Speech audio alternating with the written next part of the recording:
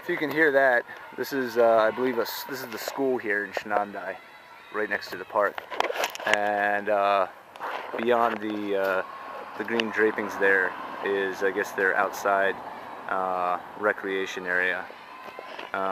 It's a Sunday, so I'm not sure what's going on, but perhaps some kind of sporting event.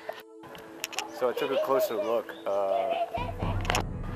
Well, I was just about to tell you that more about the tennis that was going on, and I think you probably just saw a bit there.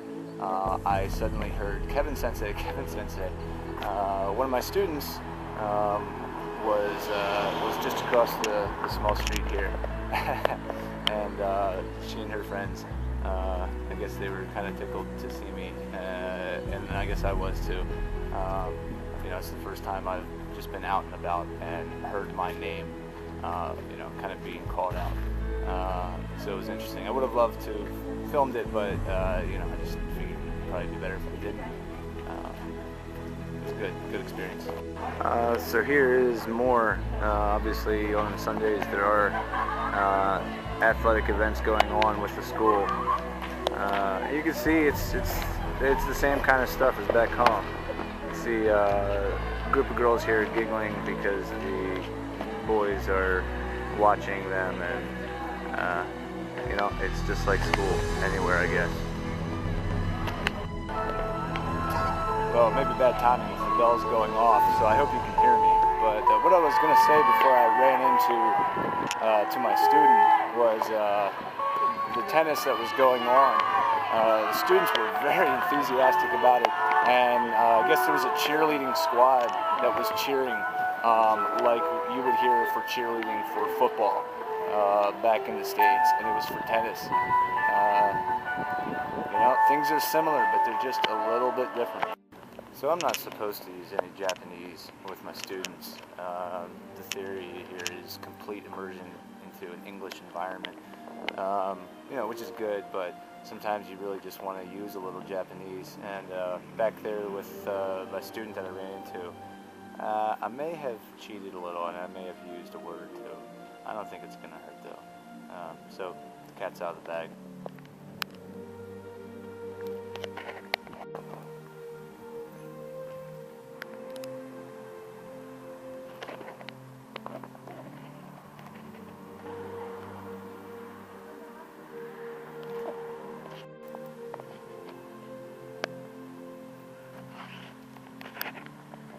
I wanted to show you a quick clip of these kind of back alleys in these homes. They're cute. Everyone that can has a garden of some sort. I was about to turn around, and then I came across this temple that I didn't even know was here, right here in Shonandai.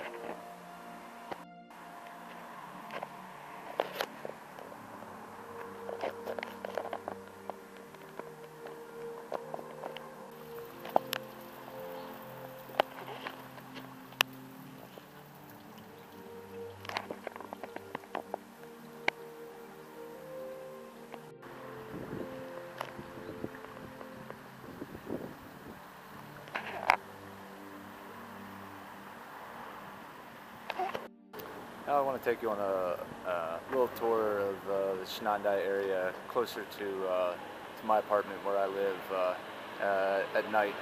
Sun's pretty much set. You can see these vending machines. Vending machines are pretty much everywhere. Mostly they're for beverages. Coca-Cola seems to be pretty popular here, at least available, whereas Pepsi is not. Maybe it is, I think it is, just not easy to find. But you have your cold drinks, and then you also have these hot drinks, these coffees. So they'll actually come out hot whenever you buy them. This is another, I believe, a izakaya restaurant. And then up above it, Antonio's Mexican Bar and Grill. This place is fantastic. It's not somewhere you want to go all the time because it's not the least expensive place, but it's Mexican food in Japan, and at least in my area, because I don't live, in Yokohama or Tokyo. I found 2 Mexican places. This one back there, Tonio's, and one that's maybe 10 train stops away from here, which is really great. Tonio's is great. The owner, I think I mentioned her to you previously in the video. The owner speaks very, very good English. She lived in the States for a while, and she's extremely helpful, very nice. And she has her dog, Ling, there at the restaurant all the time. And Ling, like other dogs here, is very well behaved and very cute, beautiful dog. Ling has a way of just kind of making you feel, at peace. As corny as that sounds, a dog can make you feel happy.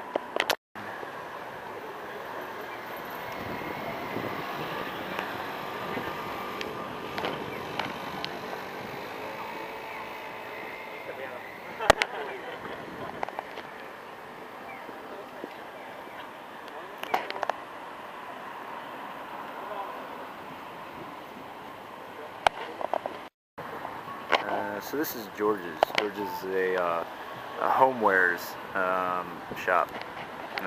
They have furniture and just about anything you'd want for your home, and nice quality things too.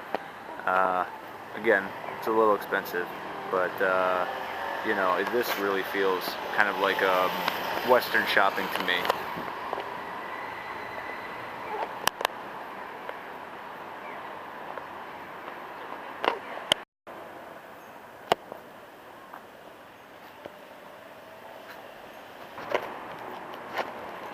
This is a restaurant that I come to sometimes on my lunch hour.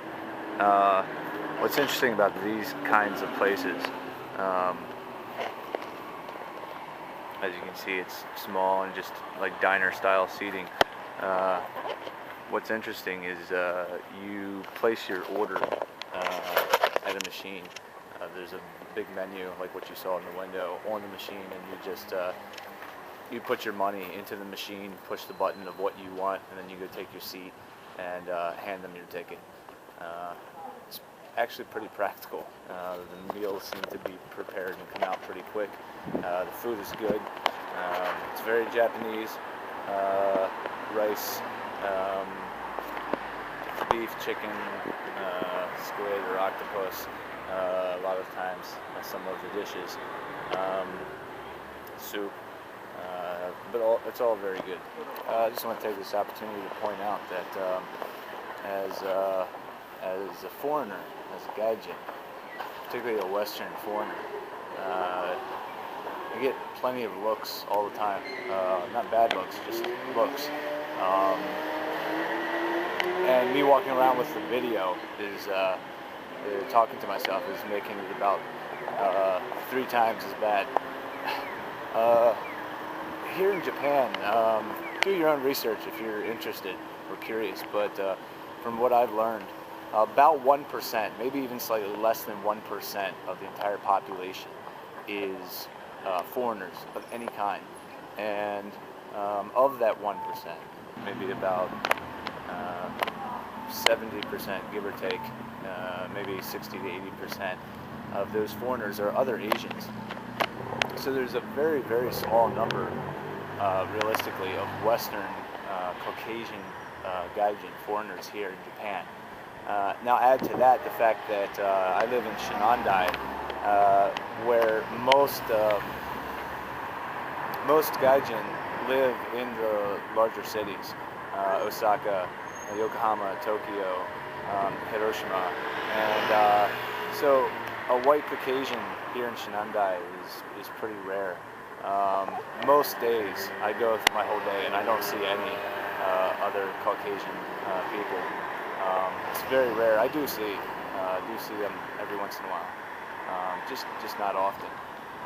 Especially when you leave out my co-net, my co-worker from America, and one of the gentlemen that works upstairs, who's from Britain, works for the adult branch of my company. You leave them out of the equation. Very few Caucasians.